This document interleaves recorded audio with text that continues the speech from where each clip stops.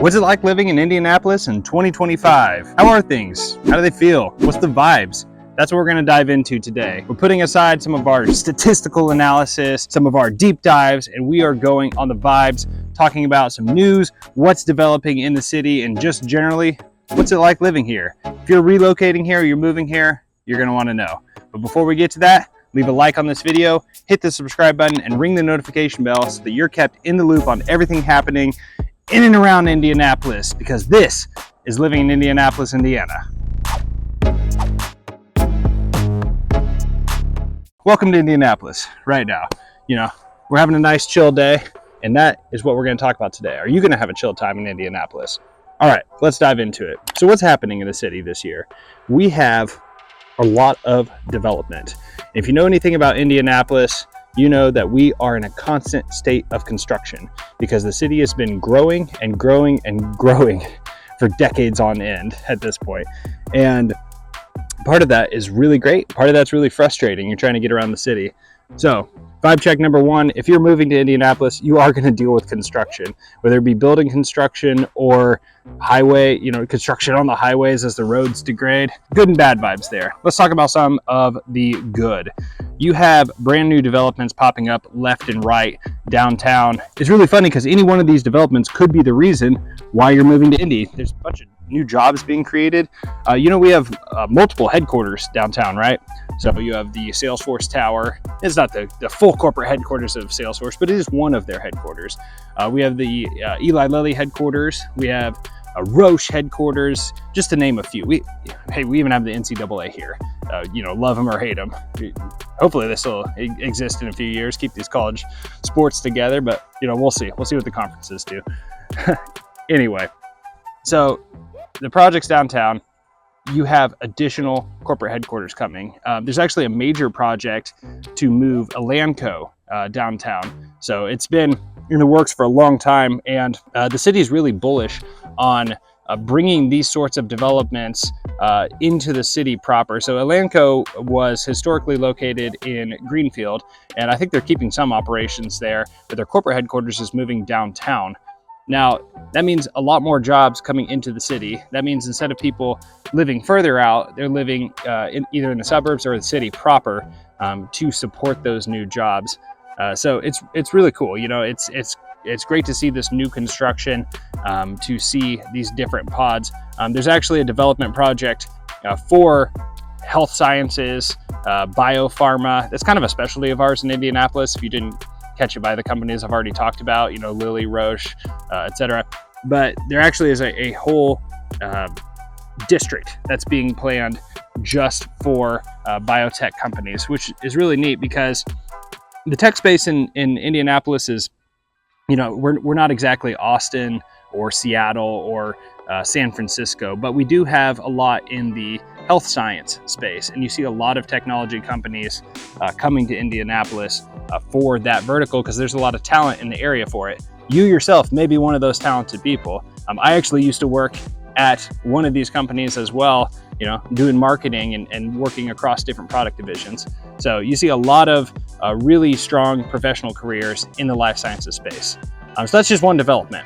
And you see a lot of employment come with that development. Some of the other development projects that are going on downtown, and this is certainly not a comprehensive list because there's too many to talk about in this short video, but just in general, you have the Indy 11, they're getting their own stadium, and there's this whole local kerfuffle about, are we getting an MLS team? Are we not getting an MLS team? I hope we get an MLS team because I like professional sports, and I played soccer back in the day. I'm coaching soccer now. It's a good time, but we'll see if we get that. If so, that has its own development plan associated with it. But the Indy 11 have one as well, and that's our minor league soccer team. We also have the redevelopment of Circle Center Mall, and this was the booming mall. It was owned by the Simons in downtown Indy. It was just a sparkling, amazing place in the past. And with the general downfall of malls, it's just not as needed for its existing purpose, so it's being converted into a mixed use space. There's a development focus specifically on converting that really prime location real estate into housing, as well as retail that's set up a little differently than a mall. So pretty cool opportunities. The Bottle Works district is also expanding. Check it out, I got a bottle. So we used to have a big bottling in Indianapolis, and several years ago we had a development group come in and really completely re-envision this area downtown, and now it's like this cool trendy like it's got a movie theater and duck pin bowling and restaurants. It's got this cool area where you can go to all sorts of different types of foods within one space. I think it's called a garage, and it's just really neat. So the whole Bottle Works district is cool, and it's getting expanded even further. So, these are just a few of the things that are going on downtown, but as you can see, there is a lot happening, so the vibes are great on new construction. So not only do we have, new headquarters coming downtown, we also have 2 brand new hotels, really major ones. You've got the Shinola Hotel, which is just this luxurious, beautiful hotel. It's being built by the Simon Group.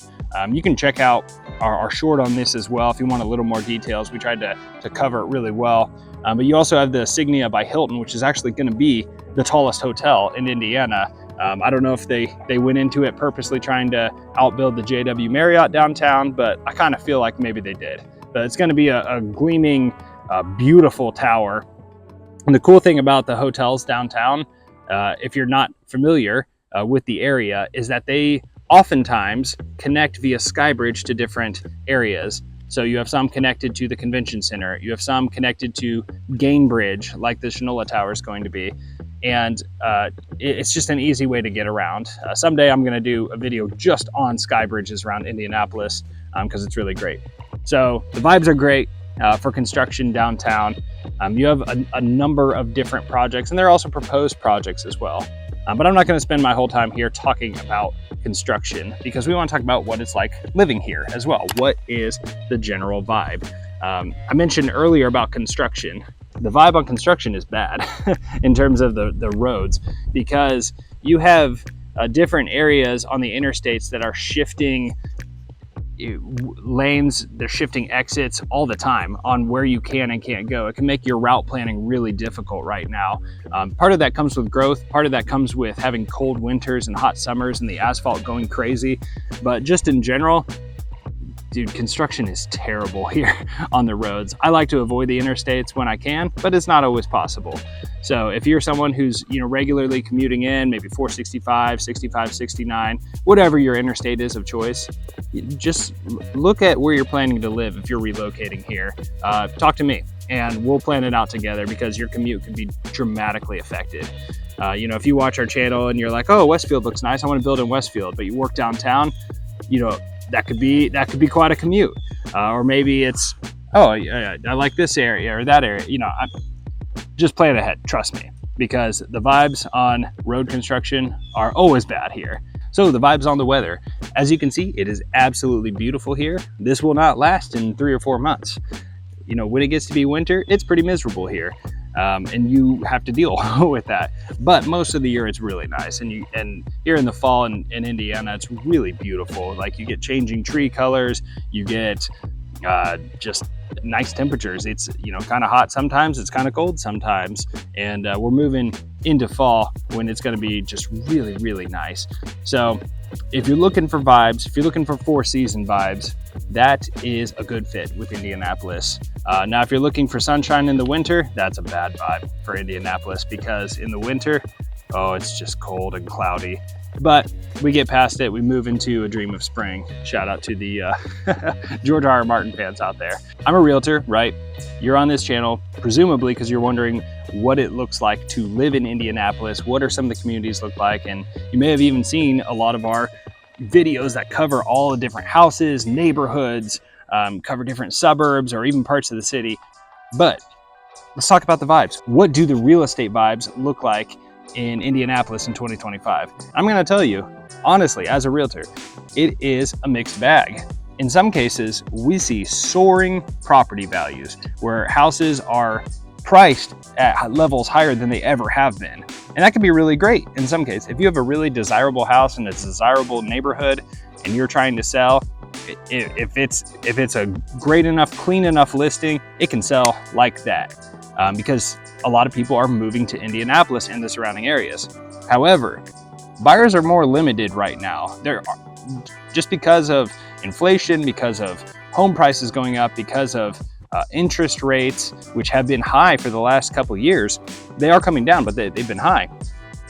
You know, we've seen fewer buyers. So if you're someone who's looking to move out of Indianapolis and sell your house right now, or even move within the city, it can be a little slower for the listing. It depends on where your house is, what it looks like, what are the other options in the area. You know, if you're selling in an area that has a lot of new construction, if you're selling in Westfield, if you're selling in McCordsville, you have a lot of competition there because people can build a brand new house. Hey, if you want to build a brand new house and you're moving here, let me know, because I mean, if you see this channel, you know I love new builds. But just in general, like, the market is slower here than it has been in years, because you look at 2020, 2021, 2022, oh man, it was crazy everywhere. Houses sell like that. But right now, we actually have a lot slower market than we have previously. So if you're someone who's looking to buy, it could be a really good time to buy, because depending on what the seller's looking to do, a lot of people aren't selling because their mortgage has an interest rate that's lower than, you know, what they could refinance for or what they could get on a new house. So they're holding on to it for the time being. So the people who are selling have a pretty compelling reason to move for the most part. So if you're looking to move to the area, it could be a really good time to, you know, find that right place and maybe get a better purchase price than you would otherwise.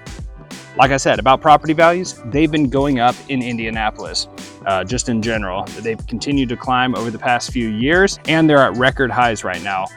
So really, it's a bit of a mixed bag on real estate, because there is a lot of good inventory out there. Not as many homes being sold, but there are lots of really great homes that are on the market, and a ton of opportunities for new construction.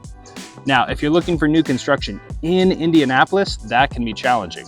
So there is a lot in Franklin Township, but across the whole city, you know, it's pretty developed out. Indianapolis has been around for a long time, since like 1820. I don't know, don't fact check me on that. I know it's the early 1800s. Anyway, there are opportunities. A lot of them are in the suburbs, and as new construction continues, they are expanding out across the suburbs. So Carmel tapped out for new builds right now, right? That's why you see Westfield being built up. Fisher's just about tapped out for new builds. That's why you see McCordsville being developed. And Avon just about tapped out on space. Hey, that's why you see Danville continuing to be more developed. If Indianapolis is the circle city and you have the city as the core, and then you have the first level of suburbs beyond that, and then there's another level. That second level is where you see most of the new development going.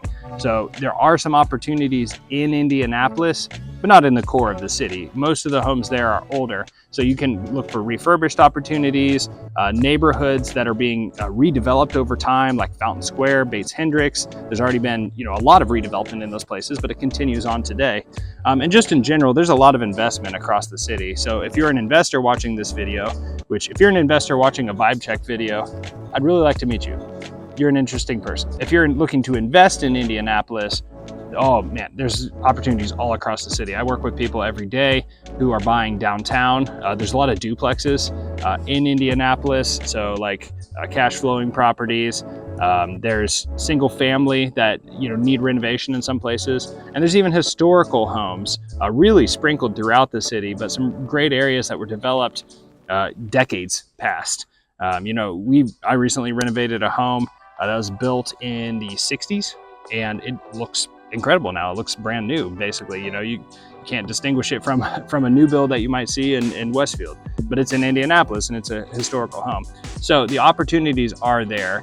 So if you're looking for something, you know, a little more distinct, maybe a little more historical, that is available in Indy as well. So on the whole, the vibes are fantastic in Indianapolis, but everything comes with pros and cons, right? That's why I do pros and cons videos on this channel. You want to look at, you know, what is your lifestyle? Where do you want to live? How are you going to get the most out of this city? Because Indianapolis has everything you could want, but when you're relocating here, you really need to explore the different areas and talk to somebody who knows these different areas. So that's me. If you're with me after all this time together on the video, we need to talk in person. You can schedule a Zoom with me. I mean, if you don't want to talk to me, just send me a text. All my information is below, but let's talk. If you're relocating here, you don't want to just go into it blind. You don't just want to jump on Zillow or whatever and start looking at houses. You really need to plan it out ahead of time. You know, think about what you can afford, what's going to work for your budget, what's going to work for your lifestyle, what's your commute going to be like. Let's talk through it together. I'd love to meet you. So also leave comments below. I love comments. Please leave as many comments as you can. And let's talk about it. Let's talk about the city. What are your vibes on the city? This isn't just me. It's a community.